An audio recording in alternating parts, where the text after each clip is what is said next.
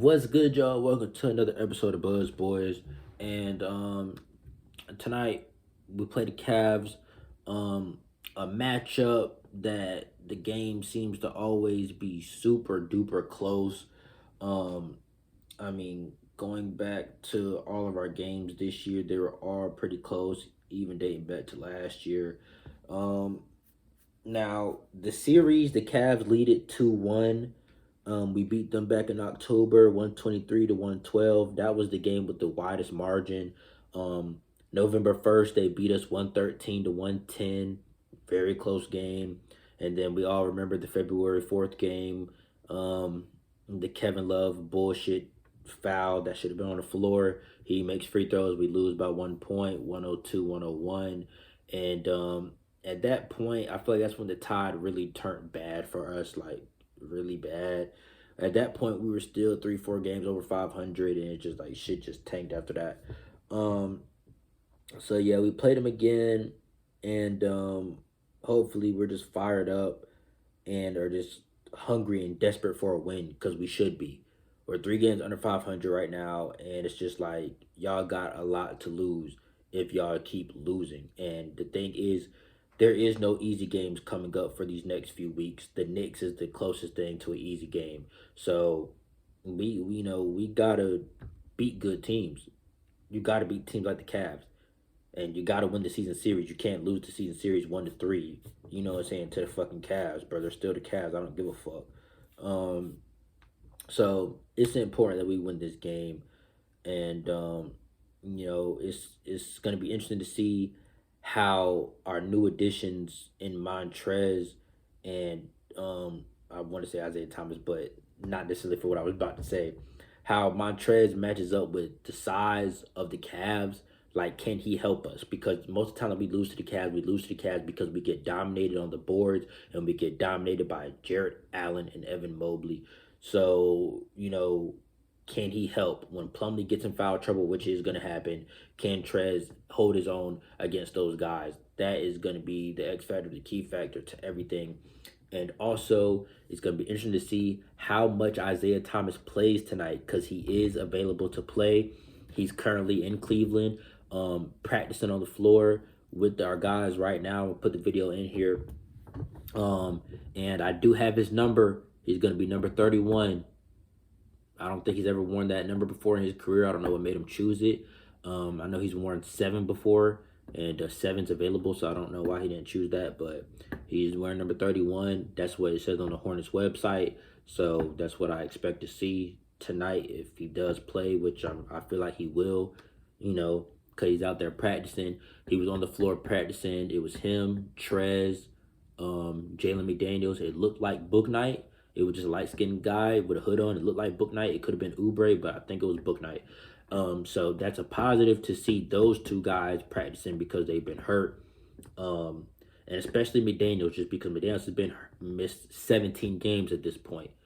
And, if you go to his season stats, they're not that crazy, but at the time that he got hurt, he was really on a roll. He was constantly having 10, 11, 12, 13, 14 points about every game and getting going for us. So it's going to be important to get him back just off size alone. But if he can get back into that groove of consistently being a double-digit scorer, we need that addition. But yeah, like I said, it's interesting to see how Isaiah Thomas fits in, how many minutes does he play, who is he on the floor with when he does play because of his size and stature. Do you try to play him with LaMelo just because LaMelo's the bigger backcourt counterpart?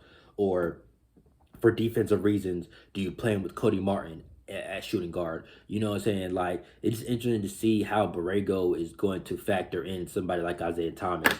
So I'm generally curious to see what we do, and I'm happy that we got the guy. I've seen a lot of mixed reactions. Some people like it, some people hate it, but either way it goes, man, we need a backup point guard. People think we don't need a backup point guard.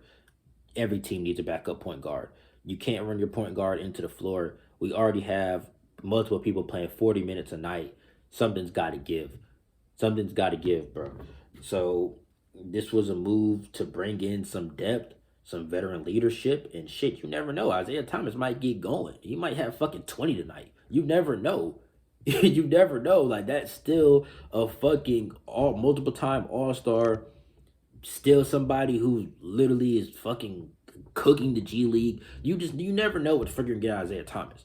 You never know. He could come out hot and go crazy. Like you never know. So on a 10-day, bro, fuck it. It's not nothing to lose anyway because we're struggling right now anyway. So it doesn't matter.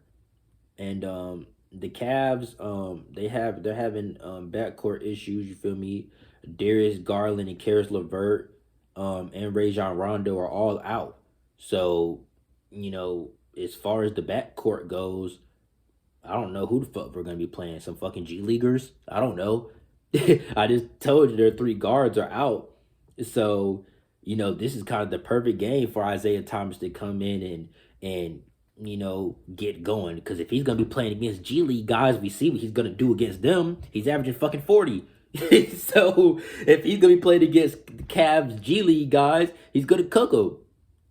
But this should just really be a good game for us to get back on track. And damn it, I hope that we can. When I get up here tonight, I want to be talking about a win. I want to be talking about a win.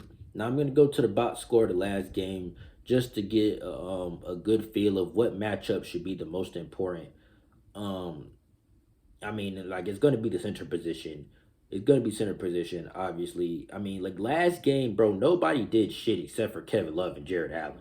Like, we just couldn't stop them. So, shit, that's the fucking matchup again. That's the matchup again. How can we contain their fucking centers? PJ, Montrez, Plumlee, can y'all three hold your own against Kevin Love and Jared Allen and Evan Mobley? Evan Mobley didn't even have a good game last time. So, can y'all hold your own? I'm not too worried about Isaac Okoro or Cedi Osman cooking us. Cedi, he is pretty good every now and then. I'm not, shitting on them. But I'm not worried about our guards and our forwards play. I'm worried about can our centers hold their own against their centers. That is how the Cavs win games, with their 7-foot tall lineups that whoop people ass. Just off of mismatches alone. I think Lauri Markkanen is still out for them, I believe. But yeah, I'm just generally curious to see how Plumlee and Trez, as well as PJ, match up with their front court, bro. Because if we can hold our own at the front court, the game should be won. As long as we don't have a fucking stinker shooting wise and go back to how we've been the past few weeks, we should be okay. Like these past 2 games against the 3 games against the Raptors, the Pistons, and what was our last game? Or was the Pistons our last game? I don't know. I can't even fucking think. All that shit blend together. But, we've been scoring pretty decently and shooting pretty decently. We've gotten away from that 20-point field goal percentage, 20% field goal percentage from 3 and all that ugly shit. We've gotten away from that. So if we can contain their centers, this is a winnable game. It should be a win. It should be a win. So, hopefully we can do that. And I'm trying to get y'all the report to see who's in, who's out. I know they probably haven't made it formal yet. I've been trying to get the previews out quicker to y'all, so I don't have something set in stone. That's why sometimes I used to wait later so I can get the injury report and kind of know what's going on. But I know a lot of you guys said y'all want the preview out earlier, so I'm getting them out earlier so y'all can enjoy them and have time to settle into the game or whatever. But yeah, I'm having trouble finding their fucking injury report. But yeah, we know their guards are out. I don't know about Markkanen. I don't know. I can't seem to find anything on him. But I think McDaniels still probably won't play. I don't think we'll see Book play either, but them warming up is a good sign. On the NBA.com, on the fantasy shit, it says that they're not going to play, so they might still be out. But I'll see if we put out our injury report yet. Let me check. Let me see if we put our injury report. Come on, Mac. The shit. But yeah, Isaiah Thomas is gonna play tonight. If you were wondering, he is gonna play. Well, he is available to play. I don't know what Borrego's gonna do, but he is available to play for us tonight. And he's a former Cav. He's a former Cav, so he might feel a little inclined to have a big game. You know what I'm saying? You never know. For his very brief stint, Okay, so yeah, we got the injury report. Book Knight is out. Hayward is out. McDaniels is doubtful. Richards is doubtful. But then earlier today, Richards got upgraded to questionable. So that's a good sign to see people, go from doubtful to questionable. Like, okay, their status is improving and they're getting close to being back. And like I said, Jalen was out there practicing and moving around, and I guess he probably does that every game. But I don't know. It's signs of people returning from injury, which is always something that you want to see. Excuse me. Always something that you want to see. But and look, Nick Richards, to me, he's still a question mark. I still want to see more of him because I think he can help. And sometimes Plumlee just flat out is unplayable, bro. So I just want to have another able body just to see what they can do and if they could possibly be better. Possibly. But anyway, I'm gonna go ahead and wrap this up. I covered every point that I wanted to cover.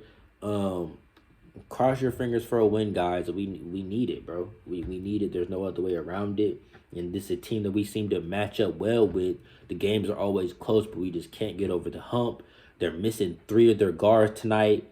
If tonight's not the night, I don't know when it will be. But I'm going to go ahead and wrap this up, and I will catch you after the game. Peace. Thanks for watching. Comment on this video. I don't care what y'all put some emojis, put whatever. Just comment. Always helps out the algorithm. On every video that you watch of mine, just comment. I don't care what the comment is. Just comment. But comment. You know what I'm saying? I got something. Comment how many minutes and how many points y'all think Isaiah Thomas has tonight. Y'all do that for me, man. I'm gonna predict around 12 minutes, 9 to 10 points. Possibly, saying give or take. But I think around 12 minutes, I could see that. Something like that. Just to kind of ingratiate him in short bursts.